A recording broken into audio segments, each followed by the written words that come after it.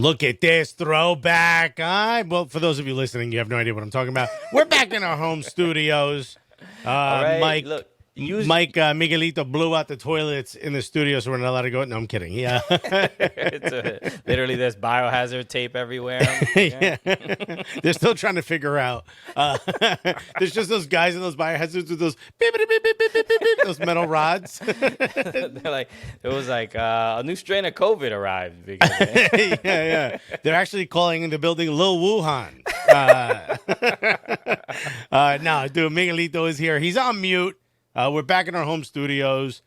Schedules, don't always mix when it's three people. So we're doing this back in our homes. This is cool. This used to be when people would hear barking, but now you might hear a little crying in the background. Okay. And that's just Helene remembering she's married to you. No, I'm joking.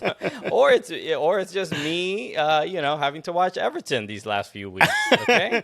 Dude, you might stay up. You can't complain. It's getting dicey, bro. You did what you needed to do, though. If you win the next match, you're goody. We are. Yes. I mean, there's still, Leicester still hasn't played yet. We're recording this before the Newcastle-Leicester match. But, we'll get to our anxieties in a little bit. Welcome to the show, everybody. Welcome to the Cooligans. My name is Christian Polanco. I'm Alexis Guerrero. We out here. Insert. That's right. We don't got the buttons with us today. So just, if you're listening, if you're watching, insert the sounds yourself. Do whatever you got to do. Or it's the Cooligans, buddy. There you go. Okay.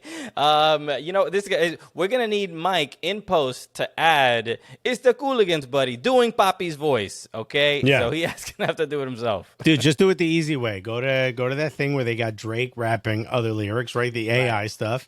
You say it in a Spanish accent, but you can't get canceled because then you lay over Poppy's voice. You have just given me a great idea for a new project that I'm going to give myself, or I'll assign it to Mike. I'll see. But we gotta get Poppy saying a couple lines so that then we can create an AI generated version of his voice, and then we can say whatever we want in Poppy's voice. Oh my God.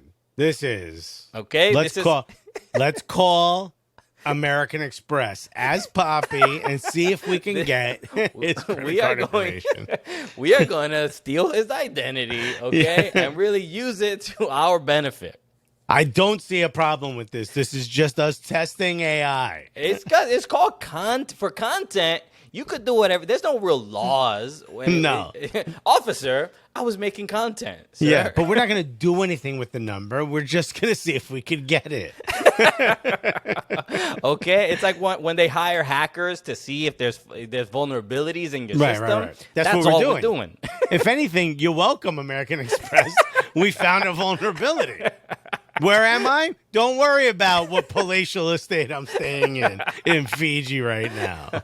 But a lot to get to today. Thank you, everybody, for tuning in. Whether you're listening to this podcast, whether you're watching on YouTube or on DraftKings Network, we out here for you to cover all things footy. We have to, obviously, we gotta mourn. What do we gotta do? We gotta mourn. We gotta make fun of. We have to. I feel like I kind of know which one you're going to lean on because here. The Premier League is wrapped up and a little bit sooner than I think a lot of people expected, and probably even there's like 2 games left. What do you mean sooner than people expected? They didn't even get to the second game. The penultimate game. It didn't even matter for Manchester City because Arsenal loses to Nottingham Forest. Not also a result that doesn't help Everton. So giving me more reason to dislike you and your club. Okay. I don't think that would have hurt you either way. They were at what, 35 points or at 33? 30. They were at 34. They were 34. They needed the 3 points for safety. I honestly wanted Nottingham Forest to go down, with all due respect, Nottingham Forest supporters. Wow. Because I wanted it's not enough that I should succeed. I want others to fail. Because I wanted Leeds and Everton to stay up, and only one of them can stay up now. Now at this point, you know where my loyalties lie. Right. So it's either you or Tyler Adams and Brendan Aronson. I'm out here just stepping on an American flag. You burning it. I'm like, no, it had nothing to do with it's just Leeds and whatever. You know how it is. Right. No. It's got nothing. I don't dislike the country in any way, shape, or form. It's just this one town in England. This isn't a political statement. What do I look like? Okay. No. Maybe I shouldn't also be burning these books. Hey, there was a lot. Okay. I just wanted to start a fire. It's kind of difficult. But what do you want to tell you? There were 2 male penguins kissing in it. I don't know. I'm just trying to do what DeSantis is telling me to do. Get this book out of here. It's like, dude, the Cat in the Hat. I don't know. Sounds sus. Who put a little hat on this cat? Why is this cat obsessed with fashion? Okay. Yeah. Just like my cousin, who's not allowed at Thanksgiving. Okay, well, this turned wild. This is back to this is COVID days right here. That's what these episodes were like when we were in lockdown and going bananas. So okay, well, Arsenal. Let's talk Premier League. Yes. Yeah. They lost, and we knew it was going to be almost impossible for them to win the Premier League given the last few results. But I mean, what are we feeling now after watching Manchester City raise the trophy? I mean, a lot of people want to know who to blame, right? Do you blame Arteta? Do you blame the players? Can you blame it on injuries? I'll tell you who should be blamed. Whoever did these charges against Manchester City, because they haven't lost since. Bro, why didn't you wait to the end of the season, bro? You gave them, Ever since you gave them too much confidence. 24 games in a row. Bro. Gave them undefeated. Way too much confidence. They're like, "Oh, you about to bring charges? I'm gonna show you." Wow. Yeah. All of a sudden, we galvanized as a team over something illegal that we all know we did. I think there's just, if anything, thank God for Arsenal. If you look at the table, Manchester City are sitting at 88 points. Arsenal's 81 points. Dude, Newcastle's all the way down at 69 points. Like, if it wasn't for us, this would have been the most boring season of all time. Possibly. Arsenal bottling it gave y'all a season's worth of entertainment. And really, that's the way I look at it. As an entertainer, I think I just want them to laugh, whether they're laughing with me or at me. It doesn't matter. That's right. Arsenal weren't really playing in the Premier League as much as they were, just giving us content for us to talk 100%. About some fodder. That's all. Well, you know what? It was cosplay, That's all it was. It was great club cosplay. It was so realistic. I believe that this was a proper football club out there on the pitch. They got me. Maybe it was AI, bro. Maybe ChatGPT was running this thing from the beginning, bro. No one would have suggested that Arsenal were going to finish second. No one would have suggested Arsenal would have been at the top of the league that long. I know this annoys a lot of Arsenal fans that I tend to be positive, right? Because they want everything to be doom and gloom.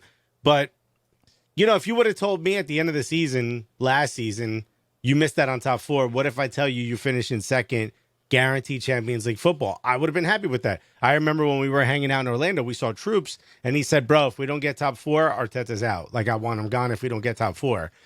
I mean, we were at the top of the league for how long? Should we have won it? Absolutely, because the part that stings the most is that we slipped up. You know what I mean? It wasn't that they did beat us in both games. They did the double over us, but it wasn't that they beat us to win the league. We slipped up and gave them that opportunity. And then upon losing to them again, you completely opened the doors for what we see today. And then again, we continue to slip up against teams at the bottom of the table. So there's a real mentality issue with this team that needs to be fixed in the offseason. Maybe it's new players. Shaka's leaving, kind of leaving as a hero. Leverkusen? Yeah, Leverkusen. Yeah, Xabi Alonso out there. I don't know if he's going to stay as the manager because I think there was, I think Tottenham is considering him to be the new manager, Xabi Alonso. But they just lost to Roma, in the Europa Conference League. Who parked that bus? They did the 5-5-0 formation, bro. That shit was rough, bro. That's it. Mourinho only. Oh, he just went. He's out there to win titles. He has no interest. Mourinho's like, bro, I just need my check to clear, bro. Beautiful football. Nah, you got places to go for that. So, at the end of the day, what happened with Arsenal absolutely sucks. But also, are we ready to say that Manchester City has kind of made this a one-team league? It's all about beating Manchester City. It's 4 out of the last 5 years they've won, if I'm not mistaken, or was it 5 out of the last 6? 4 out of 5 or 5 out of 6. I don't remember, but there's they've won quite a bit. Yeah, it's to the point that we're like they won 3. Obviously, this is their third. There's a 4 out of the 5. Thank you, Miguelito. there's a very famous a footballer who I had the chance to speak to, who said now the number is 92.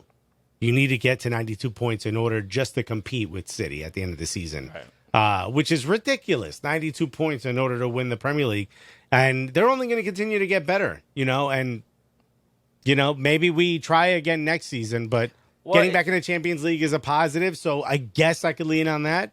It seems like look, Arsenal obviously,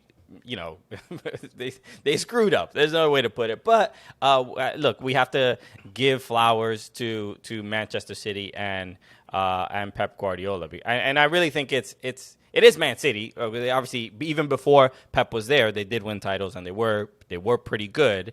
So it clearly, having a whole bunch of money and having the institution that they have is clearly working. But Pep Guardiola is on another level. He is just, there's few managers I've ever seen that can just immediately make players so good. I mean, I had seen the thread, your coworker, Nico Cantor, about Manchester City, and he focusing on particular players that Pep is able to bring something out of them that they just probably no other manager in the world can. But players like Nathan Ake, Akanji, John Stones, who people thought he was done. So that's the thing, is that the players, the superstars that he brings in, it's like, of course, yeah, Erling Haaland should be doing very well. Kevin De Bruyne should be doing very well. Jack Grealish should be doing very well, because the amount of money that they spend should reflect what you're the production that you're gonna get on the pitch. So those are not really surprises. But when it's like 9 or 10 other players that are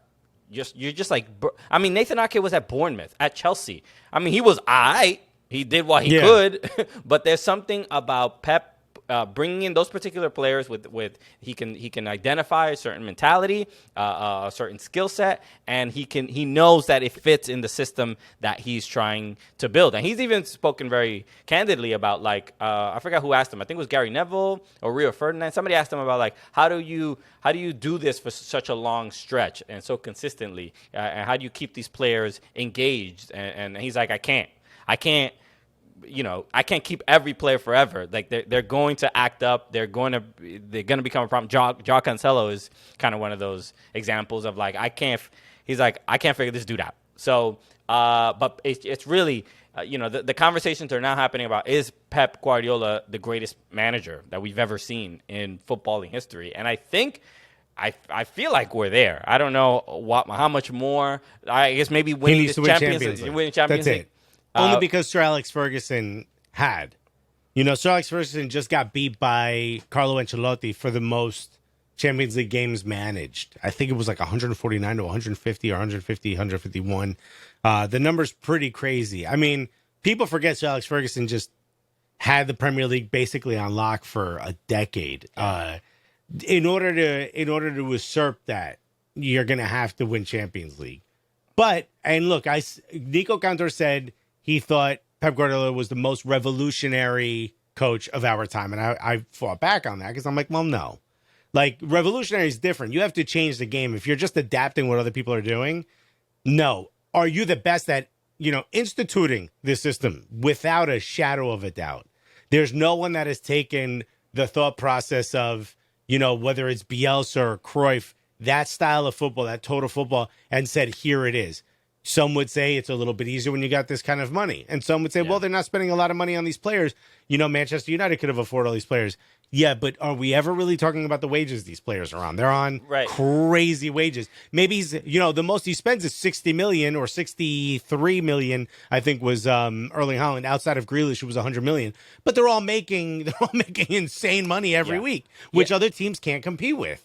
Well, Tim Howard on the broadcast made the example about, he said, I'm coming out of retirement. Do you need me, Manchester City, bro? No, he made the point about Chelsea. Chelsea are a team that have spent a lot of money and brought in all these superstar players, but they can't figure out, they don't have a manager to figure out how to get these pieces to work together. And that's that's what Pep can do. Even yes, he doesn't. You can have a lot of money and still have a terrible product on the pitch if the players don't have great chemistry. So that's a testament to his style of football, but then also the man management and things like that. So I think at this point, I mean, I don't whether Pep wins Champions League or not. I mean, I think you're sounding a little ridiculous if you don't consider him the greatest manager ever. I mean, I don't think he is until he wins that. Okay, with that's fair. with a team in the Premier League, only because in order for, first of all, for Sir Alex Ferguson to do the treble, which is not easy. Remember how many games are played in the Premier League? They play in the winter. They don't have that massive winter break that like the Bundesliga does. There's a ton there. So for me, he would be right now. He's second, touching just nipping at the heels of Sir Alex Ferguson. He wins that Champions League, or if he does a treble this year, then you got to crown him the greatest of all time. Okay. Which, there will be an asterisk, though, because of all the legality stuff that's behind there, and also because I'm going to continue to have a microphone. I'm just gonna tattoo an asterisk on my body. Okay, I'm going to make sure people talk about this. That's all. You're gonna be like, oh, this is Arsenal's title because it is. In fact, I go back on what I said previously, which is if you find out that a team had cheated, you shouldn't take away the title away because those 11 players still won that, and then the other team, the team that finished second, gets it. I said, no, that's stupid. I go back on that. And now I think that's actually kind of smart. Okay. We need to institute fairness. Okay. Yeah. Suddenly there's merit to this argument. Yeah. Relegation, real quick. I mean, we know there's obviously one. The bottom of the table is crazy. You made me do the little walk of shame. Christian, talk to me. 17th place, 33 points.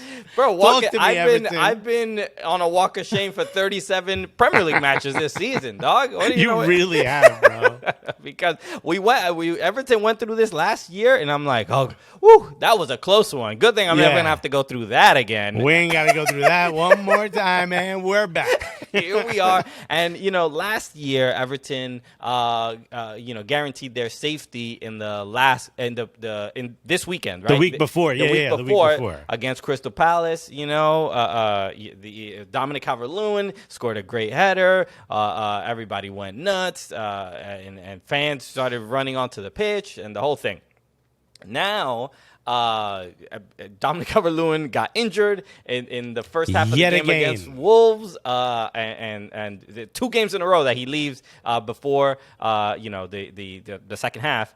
And yes, it's scary because the game against Wolves, Everton got a late goal. Yerry Mina in the 99th minute ties the game for such an important point.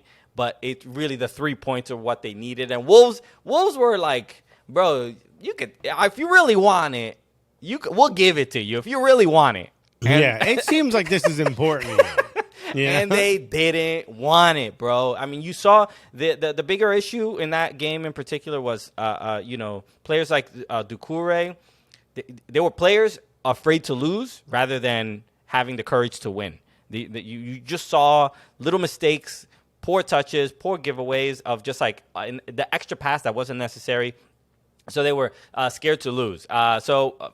Frustrating game for Everton and probably a lot of Everton fans. But then Leeds loses to West Ham. Up the Hammers. Let's go. Yeah, you've been a West Ham fan your whole damn life. I remember. Desde la cuna. All right. The Leeds, they're leading in that game 1-0, and then they end up losing 3-1. And more than anything, I would say the biggest highlight of that game is watching Sam Allardyce in the technical area, because you know how much money he gets if he keets the team up. So this is the 2.5. 2.5 million pounds. When they make a mistake, he's just like, yo, why you getting in my bag, bro? Why you messing with my bag? I told you in training, I don't F with your money. Don't you dare F with my money. So there's so much context to his frustration and so much going on.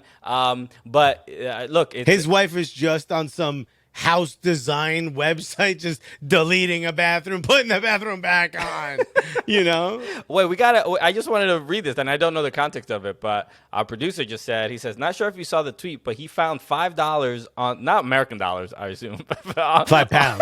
5 A pounds. fiver. What's this American money doing here? 5 pounds on the sideline and pretended to hand it to the fourth official, meaning like he actually handed it to him and put it in his hand. Or okay, wow, I did not see that. That's hilarious. Who put that money there? That's Look at this. Yeah. I also just found $5 officer, and here you go.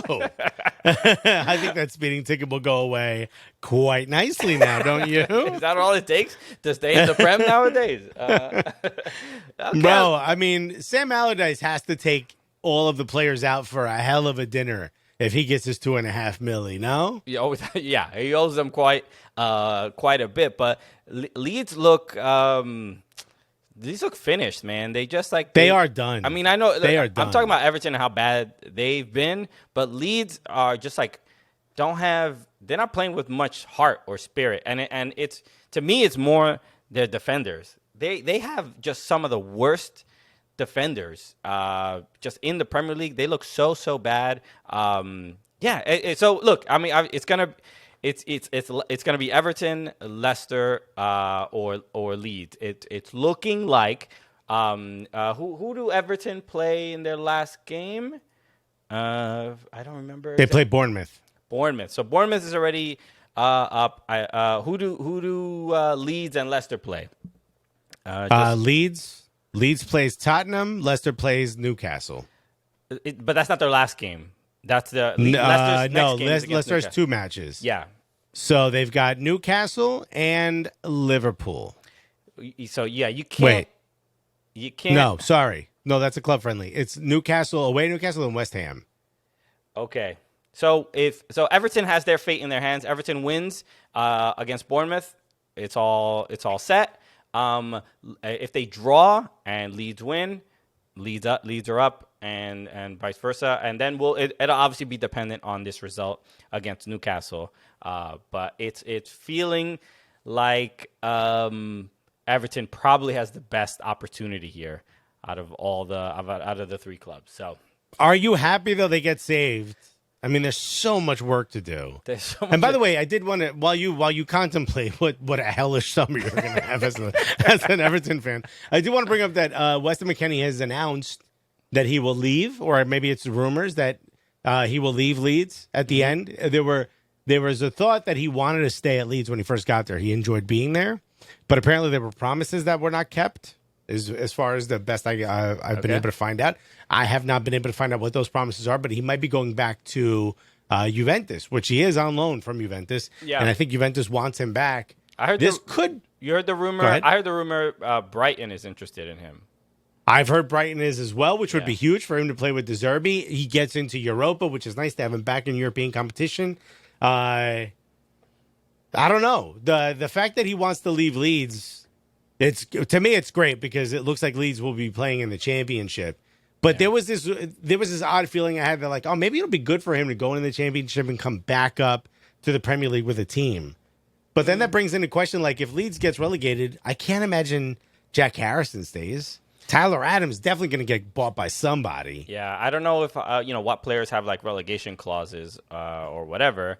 But yeah, I mean, these are the players: Jack Harrison, Brendan Aronson, Tyler Adams, Weston McKennie. I can't imagine Brendan Aaronson's no one's gonna come in for him. He had a terrible second half of the season. See, so for me, that's how I feel about Brendan Aronson. I think Brendan Aronson in the championship, I think that would be great for his development and for his career. He'll get a lot more minutes, but there is going to be a little bit of that like fire sale of players whenever any team gets relegated. But it's such a disappointment. I really, Leeds have had such a odd season, and it just, I wanted Jesse Marsh to succeed. I wanted Tyler Adams, all the American players to succeed there, and they just couldn't. They couldn't figure it out. I think the injury to Rodrigo was brutal, and I think that's what really lost them a lot of points. He was gone for a lot of the season. And then when they got rid of who's the guy that went to Barcelona? What am I forgetting?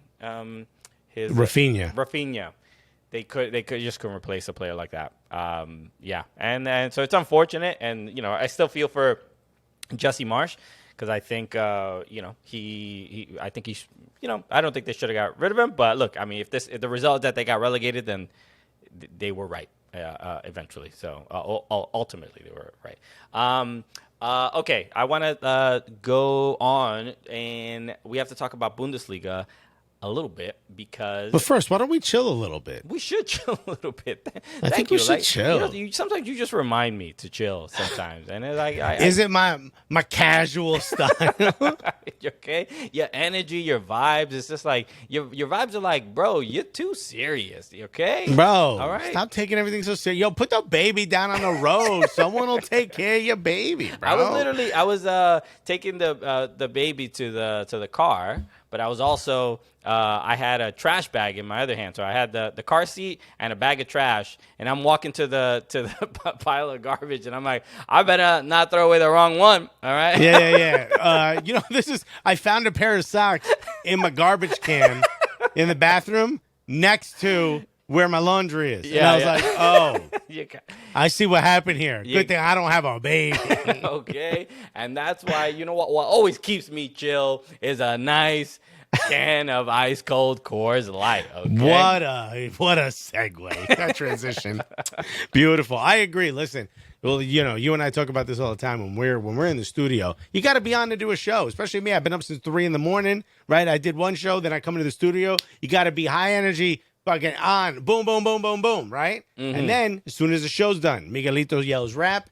You and I would kick our feet up. You know what I mean? We sit on them couches you could see in the background. And all you hear is, we don't even want to talk to each other about this sport. Sometimes there's a game on after we've done the show. We pop a couple of nice cold Coors Lights, and boom, we goody. Because here's the thing about Coors Light.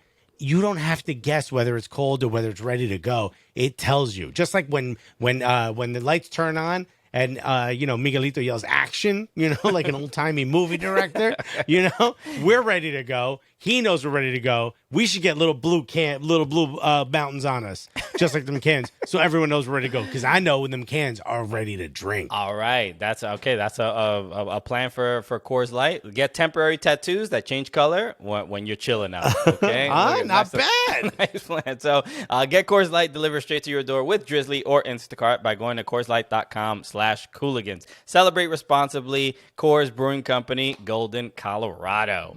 All right. Let's go. Bundesliga. All right. It's looking like we won't have the same champion year after year. We've had essentially a decade of the same winner. We're talking about one-team leagues. And Bayern Munich slipped up, lost to RB Leipzig, and RB Leipzig bodied them is really what happened. Right. And now Borussia Dortmund have an opportunity. They won their game against Augsburg, and now they have a chance to win the Bundesliga title for the first time in a very, very long time. Do we think Dortmund? that's who's winning this league, dude. Bortman again, the best team in Glangola.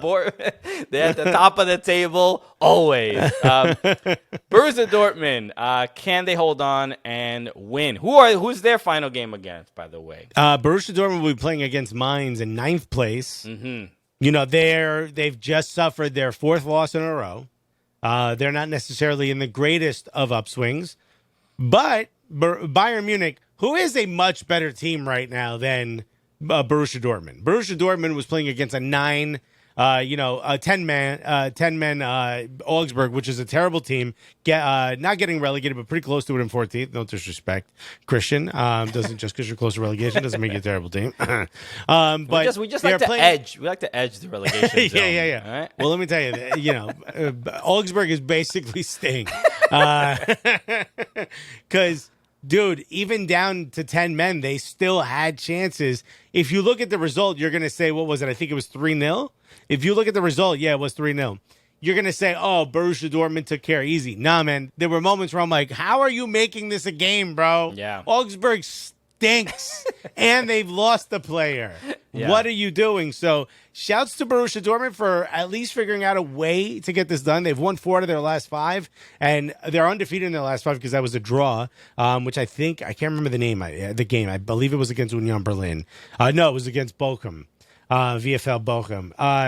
That was the run they've had. It makes me feel like they should win this league. They're both on 33 games played. Borussia Dortmund currently up top with 70 points. Bayern Munich with 68. But a draw, you're thinking, well, that's 2 points a draw. No, because the goal differential kind of brazy. Bayern Munich has a goal differential of 53, and Borussia Dortmund has 39, which 39 is great. That's almost double third place RB Leipzig. But Bayern Munich is on 1. They're 53. So you need to win out. If you win, it's yours. Yeah. So they're going to go into this game against Mainz knowing that if you win, the trophy's mine, dude. It's yours. You know what I'm saying? Well, I just want to point out that Borussia Dortmund have a chance to win the title on the same year that we go to Dortmund to watch a game. Okay, so just saying. Coincidence?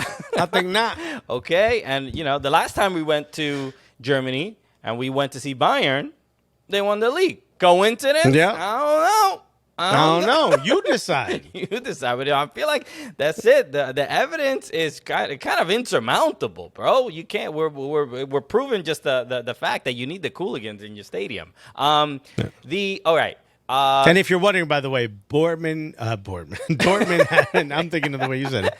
Dortmund haven't lost to Mainz in their last 6 matches. So, right. Yeah, and I think it seems like a win-win, and it's back in Westfallstadion. I can't remember what the actual Signal Iduna Park. So what is this show, feels man? like I mean, if you came here for actual facts, you're wrong. Every once in a while, I'll make a mistake on the morning show, and they'll be like, "Alexis, how did you get that wrong?" And I'm like, "Have you? You know who you hired? It's on you. Don't get dog. mad at me for calling him Ibuna. I was close, and that's enough. That's on you." We have to talk about Thomas Tuchel, though. Yeah, man. Because he came in to save this. Bro, Julian Nagelsmann has just got his feet up on his skateboard, just relaxing, drinking a couple Coors Light, watching this team completely crumble. Yeah, it's been a look. He got sacked at Chelsea. He got the job at Bayern when it didn't really make sense, right? Bayern were not in any bad situation. They had just won their Champions League tie. And I think the mentality was like, he's a good manager. We can't leave him on the market for too long. It's like when a really attractive girl breaks up with a guy, and everybody's like, "All right, we gotta get in here because who knows? Yeah. Somebody's gonna leave scoop your her family because Kim Kardashian is single again." Yeah, everybody's trying to scoop her up, and that's who Thomas Tuchel is. But it's a look. I think it's will prove to be a mistake, right, from on Bayern's end to not show any loyalty to your manager that is doing pretty well. I mean, he wasn't crushing the Dortmund or crushing the second place team in Bundesliga like they usually do, but it just seemed like such a rash decision. And part of this is bad management because Tuchel's not a bad manager, but you had Julian Nagelsmann, who was young, seemed to be on the come up, making some good decisions. The idea that he dressed a little bit too immature, or the idea that he rode a skateboard or a motorcycle to work and that upset you. What you want? You want someone to drive a wagon? It's not bringing that wagon around, Julian. Damn, bro. What you want? You want someone to, who drives a Ford Taurus to be your manager? You know what I'm saying? Like, I don't agree. And I think this is another situation where, we've spoken to Bundesliga, execs and people, and you're probably wondering, why were they talking to you? I'm like, this is how desperate they are to win over the American market. That they said, let's ask these two idiots. Maybe a gem will drop out of the stupidity that comes out of their mouth. Well, you know what? We got to applaud them for taking the risk, all right? They are brave, all right? Yo, they had to sit with us for 2 hours once. But one of the things that you and I kept talking about is brothers, unless you're German or happen to have been in Germany, there's really no reason for you to connect to these teams. Everything feels so stodgy and very direct. And this feels like this is why you love it. It feels like an Excel spreadsheet. You know what I mean? There's no, look at Serie A. Serie A's all over the place. They got people being, charged, points are being taken away, sent back. You got fans on against fences. Like there's mayhem there. Bundesliga, it feels like it's run by a bunch of the kids who did extra credit. It's efficient. It's efficient. I guess the point you're making is like break more rules and laws. I mean, and that will lead to telenovela a little bit. What is this argument that you're making exactly? You get what I'm saying though. Like it feels stodgy. It feels like it's stodgy's not the word I'd use. It's a lack of creativity it's not intensity. There's no variables. You already know. Like this is good for the league. Bayern losing is good for the league. I agree, but I think the main look, and we've been to Germany, 2 times, and we've gone to 4 matches while we've been there. We have had conversations with a lot of directors and executives who sort of explained the business end of Bundesliga to us. And we've also, spoken to like from the fan perspective and the ultras and things like that. And there is a thing. Look, the 50+1 rule kind of governs how erratic it can get, and that's the reason it's not crazy and super unpredictable. Is kind of because of this what would be the word? Just like a fervent, just dedication to their principles. They refuse to budge from they don't want a bunch of money coming in from owners that don't care about the club. The fans like the way they hate that Bayern always wins, yes, but Bayern has just done it better than everyone else. Everyone, essentially, it's a very socialist way of running everything. Where sure, I don't disagree with that. What I'm saying is, even on the pitch, it's boring because it's almost predictable. It's like everyone is following the rules exactly. There's not a Julian Nagelsmann gave us something different. He showed up on a motorcycle, and we're like, well, there's something. The guy's trying. Well, I get that. I mean, there's a difference between the storylines and wackiness and what happens on the actual pitch. There's nothing, bro. Bayern are just good. I mean, they do it in Europe. Forget that. The fact that Bayern keeps winning is absolutely an issue. But for me, it's like, look, if you're going to have a league where all the signage is in German, the chants are in German, we don't understand it. The team names are 75 consonants long with 3 vowels. If you're gonna have that, if you're gonna be that right. league, you've got to do something else. And we should talk about Serie A. Yeah, kind of feels like they're back, bro. They were in the mud for many, many years, and now it feels like they're starting to come back. And they're not doing anything incredible, but there's always a storyline. Napoli winning for the first time in 30 plus years. The scenes around that. Juventus getting docked points, giving the points back, lawsuits. How many? Three Italian teams having the potential to be in the final. It almost was a lock that an Italian team was going to win. Now, not so much, but it was almost a lock. Like, these are the things that are... And it's not just about success, because Bayern, or at the very least, Bundesliga has success. It's about the storylines, the reason to want to tune in. The yo, did you hear? Ain't no yo, did you hear? Yo, did you hear? Bundesliga's gates are up 0.3% this year. That's not excitement, bro. Don't nobody give a damn. If what you talk about in a business meeting isn't going to get people to watch your league, and I get that there's Bundesliga fans that are upset because if you're a diehard, you know those storylines. You know the excitement. You can follow it. I've had to follow it because of this morning show. So there is a lot of excitement. But what I'm saying is, why do you think those storylines don't bubble to the top? Why do you think Premier League has so much more attention to it? It's a little easier. Everyone speaks English. All the things are in English. So other than a few U's getting thrown into words where they don't belong. The toxicity of English media also helps quite a bit. It is the machine that churns interest into this particular product. So it's all Bro, I had a funny back and forth with Joe Hart, and the news was like, Joe Hart slapped down by American comedian. I'm like, whoa! Bro. I mean, they know how to sensationalize something. Just like when we interviewed Damari Gray, it was like, I had a nice, cordial, fun conversation, a lot of jokes. If we were in the same room, we would have been high-fiving the whole time. It was fun. The Liverpool echo was like, Damari Gray wants to murder Arsenal. You know, it's like, all right, that's not exactly what he said. Damari Gray wishes he was in America so he could use a gun during Arsenal game. Like, no, he didn't say that at all. Damari Gray brings actual cannon to Arsenal match. yeah. Like, all right, I get it. I mean, it works, right? It's essentially like a big reality show. And you know, but there's something like German, right? We make fun of Germany for not even having like sarcasm, right? Like they don't have sarcasm. They don't like American humor. They're like, you just said something that is not real. That doesn't make it funny. There was actually 48 peanuts on the floor, not 1,000. And you're like, yeah, I get it. Right, you know, right. like they're very by the book, and to some degree, their league kind of carries that. Even when we've had conversations about what would make it more exciting, we're like, yo, why don't we do this? And they're like, oh, we can't do that. That would have to get approved by like 58 people. And right now they're like, it's 42. You know, I get it, guys. Like, you get the point I'm making. I think that bleeds over to the league itself. And I think Borussia Dortmund winning creates, it'd be better if like Freiburg or Union Berlin had won. Just someone completely out of nowhere, like Leicester City's it. You know what I mean? It would have been cool. But Dortmund beating Bayern, now there's drama.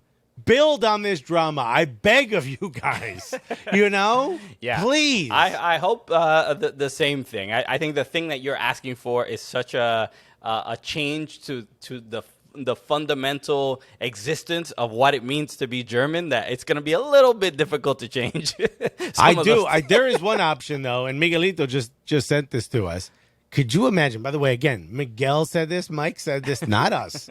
Could you imagine the absolute mayhem if RB Leipzig had won this league? Oh, yeah. No, that would be my favorite thing ever. Yeah. The mayhem that would cause.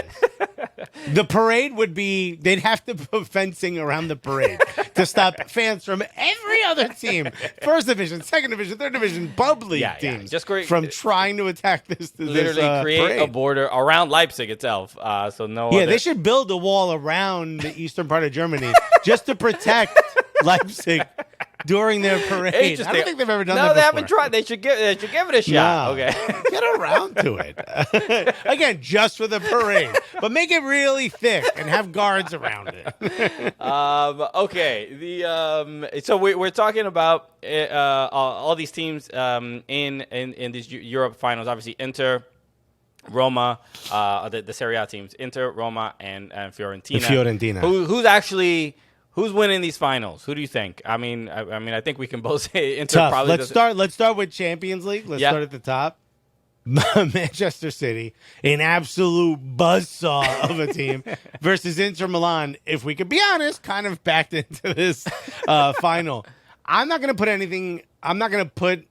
Maybe there's a chance that they kind of over celebrated the league. Maybe there's a chance that Pep Guardiola overthinks it and over coaches and over tinkers with the team. And they don't come out, and Inter sort of catches them on a couple counters. But that looks like, I would say it's 95% sure that Manchester City, at least on paper, should win. And Mike also reminded us that they have the FA Cup final, which might be, there's a little serendipity there. There's a little bit of wild kismet.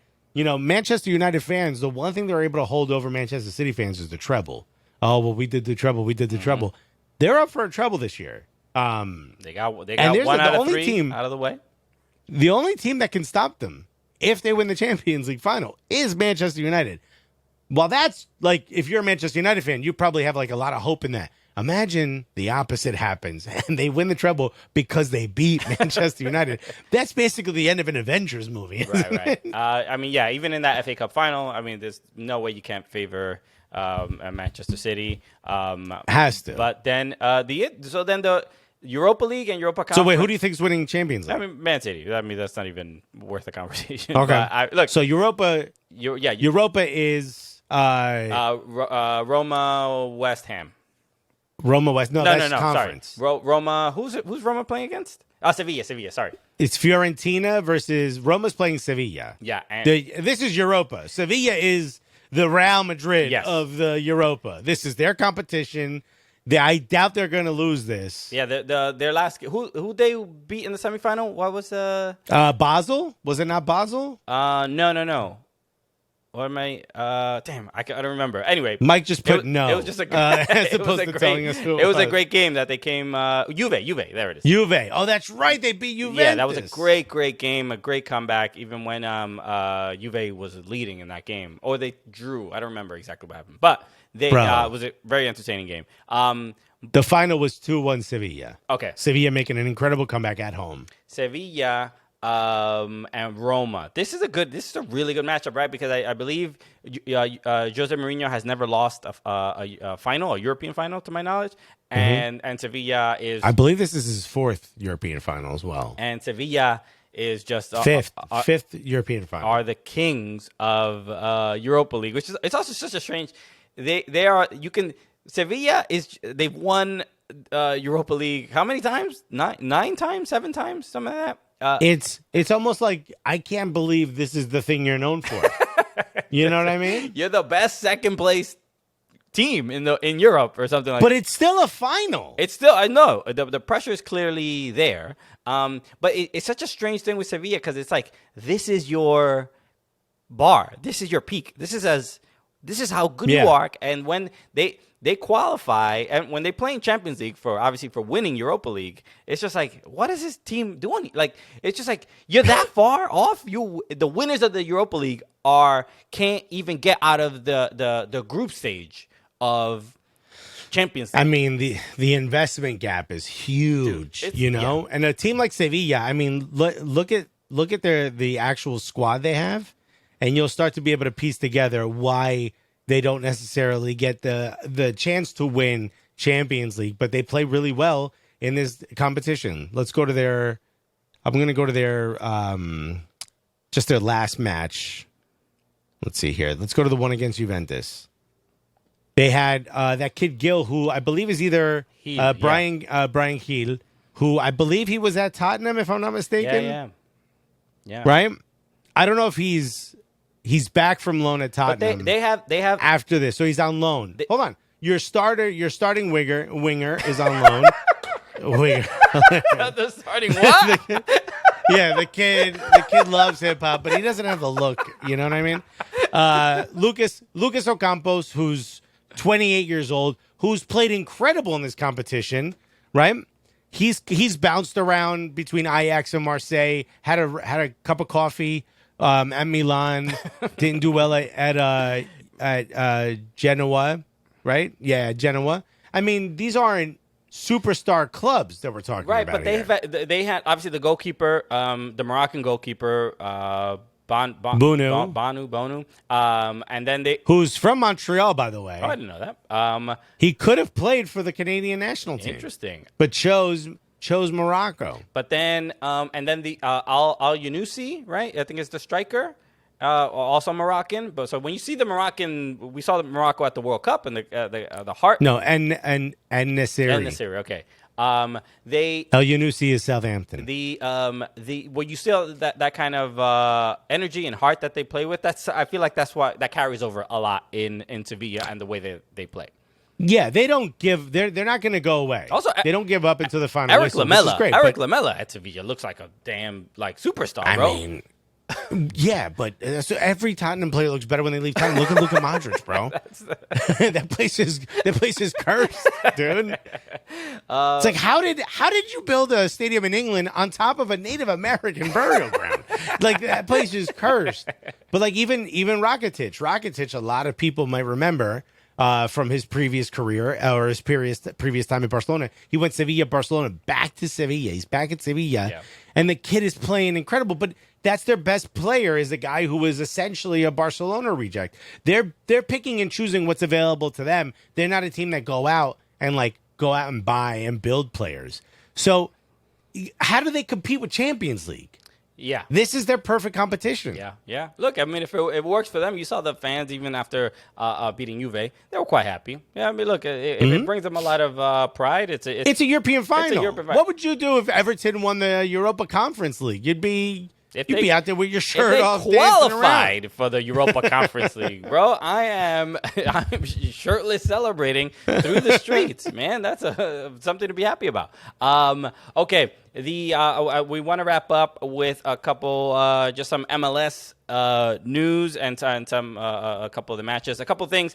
San Diego gets announced as the new club for the 30th club.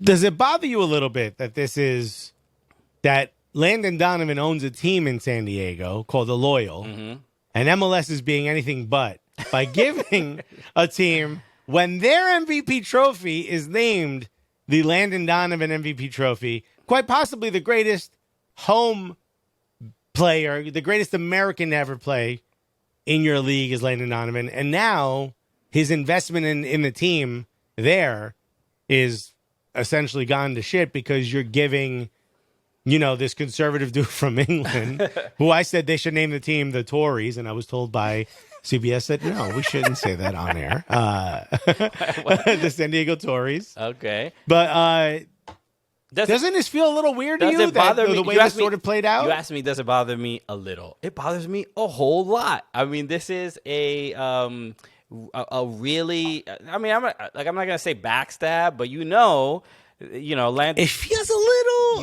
There's a little. Landon is plugged in and connected to a lot of MLS folks. I'm sure he started the Loyal with the intention of getting a group together to eventually, build a strong brand in San Diego, and then hopefully get into Major League Soccer. So those conversations happen. He's been trying. Even if that wasn't the plan, that was at least a consideration for investing in this team. Without a doubt, but I think he has mentioned that in the past, to some degree. So yeah, this feels. It's going to feel awkward and weird, and we've seen San Diego Loyal have put out statements and tweets, and they've been very cordial. They've said like, "Hey, we're supporting this new group involved in in bringing a Major League Soccer team to San Diego," and you could tell they were typing it with like some anger and just like, okay, they were like pink, pink, pink as they were typing it. So that is a. Whether it's wrong or right, it's like business, right? I mean, I don't know. We can be frustrated about it, but when somebody's willing to pay $500 million to add a team, it's like, which is all right. The next point I wanted to bring up. My ears are quite open. I'm interested in what you have to say, sir.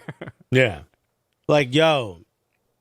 If I don't know who, I'm just trying to think of someone who's not that toxic, but maybe a little bit.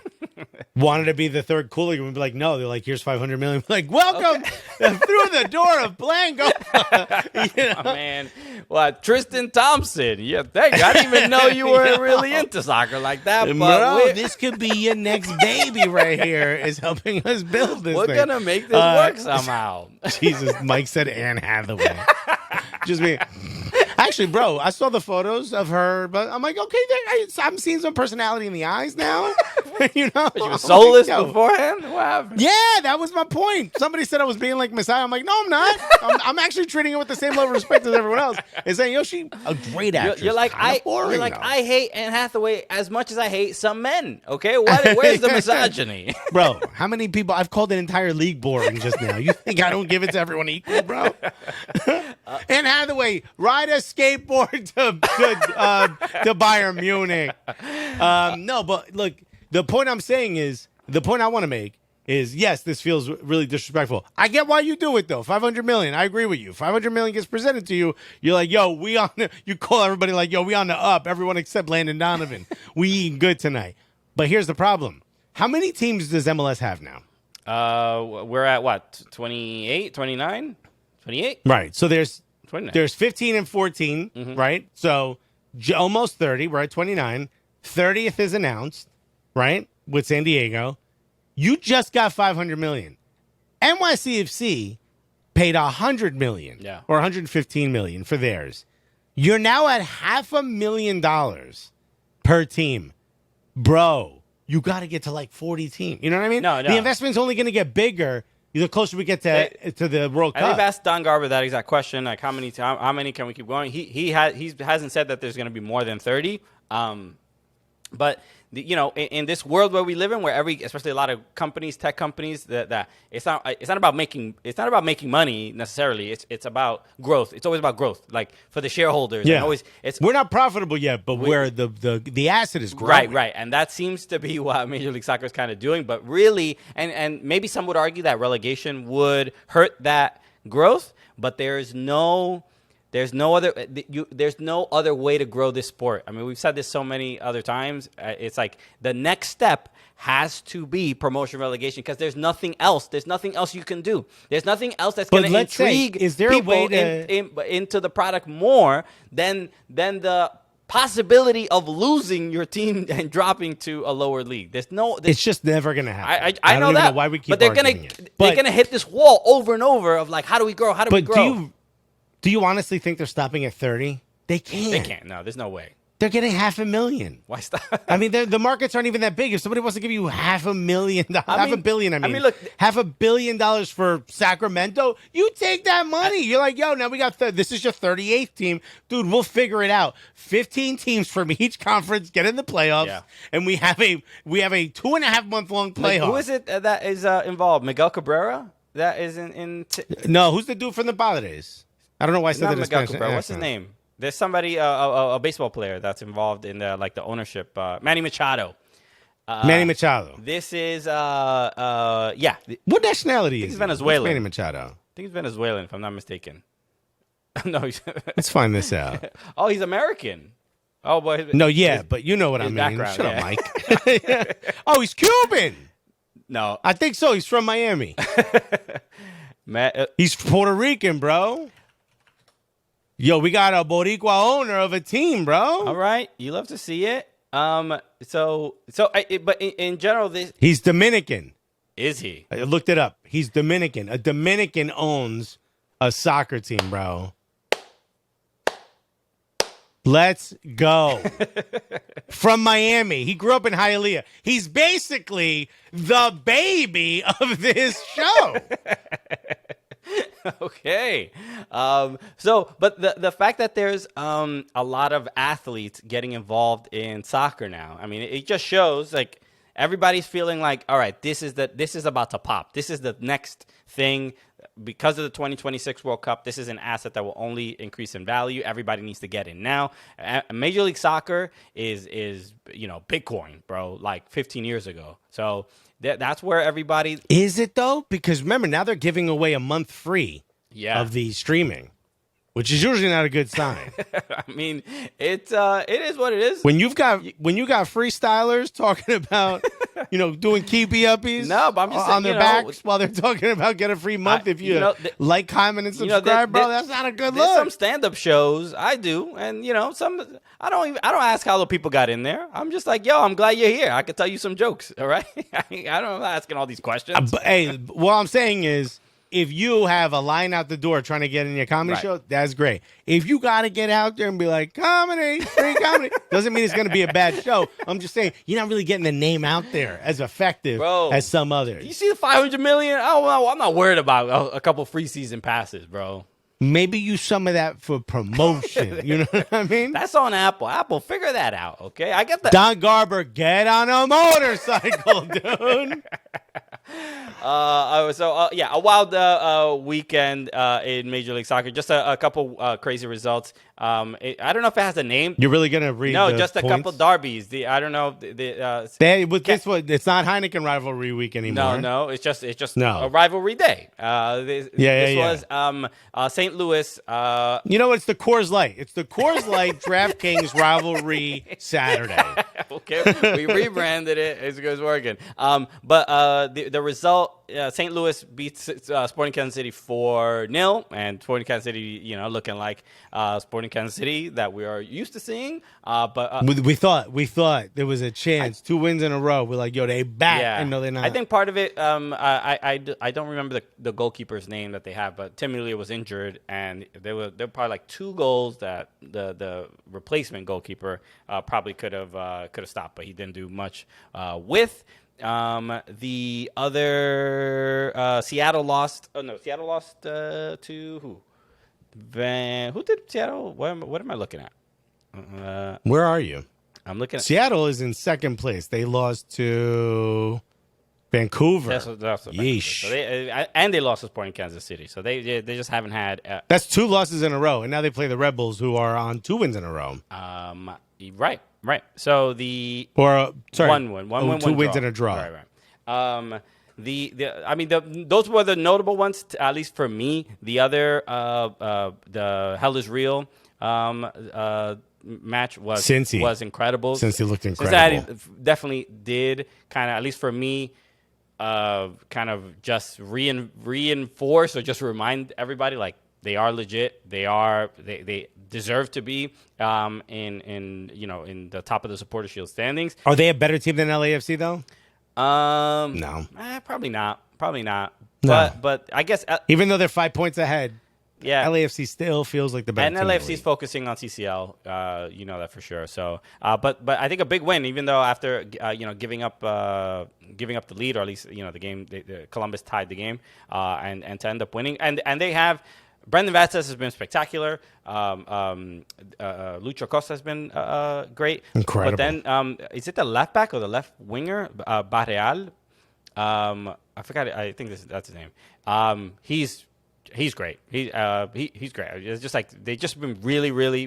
They've been a punching bag or a punch line the last couple of years. I think they finished in last place 3 years in a row when they got into the league. Yeah. And to go from that to this is really, really impressive. A lot of the credit got to go to Matt Miazga too, man. He's really solidified that back line. Sure. I mean, I guess when you get rid of Jeff Cameron, you get rid of a lot of other issues that you have. Well, some would say you didn't really. It's a like kind exchange from what I've heard. Oh, okay, all right. The other one, Philadelphia beat New England, and I thought that was another big win. But Austin won against Toronto, and which of course they did. Which of course they did. But now at this point, and this is where I want to end. How long does Bob Bradley have? This is not much. This is getting crazy. He got heated seats. He got heated coaching seats. It's getting hot, bro. It is. He has a like level 3, bro. Like it's hot. It's really getting hot under there. He's got the second most expensive player in the league in Insigne. Shaqiri being the first. I know. Both of them. Both of them being in the mud right Insigne, now. I think is dealing with an injury. He didn't travel with the team. No. But it just seems like just no excuse. They are. We have teams like LA Galaxy, which are just an absolute nightmare. But Toronto is a team that has so many good players, including Bernardeschi, and they're still so bad. So I don't know. How many more games? He's not making it to All-Star. Okay. All right. So that's just like about maybe 2 or 3. They got to go on a tear, dude. So it's looking like we'll keep an eye on that and see how long he lasts over there. All right. Let us wrap up. Thank you so much for tuning in, everybody, to another episode of the Cooligans. We appreciate you. Make sure you follow us on all social channels at Soccer Cooligans. Leave a review on Apple Podcasts or Spotify if you feel like you're in the mood to do that. That'd be a great thing to do. You can join the Patreon, as always, patreon.com/soccercooligans for a bunch of exclusive content. And we will be back Thursday evening with a bunch of more soccer chat. Okay, it'll be a lot of fun. Okay, it feels like The View, but about soccer. You know how it is. Yeah. All right, that's a great marketing for our show.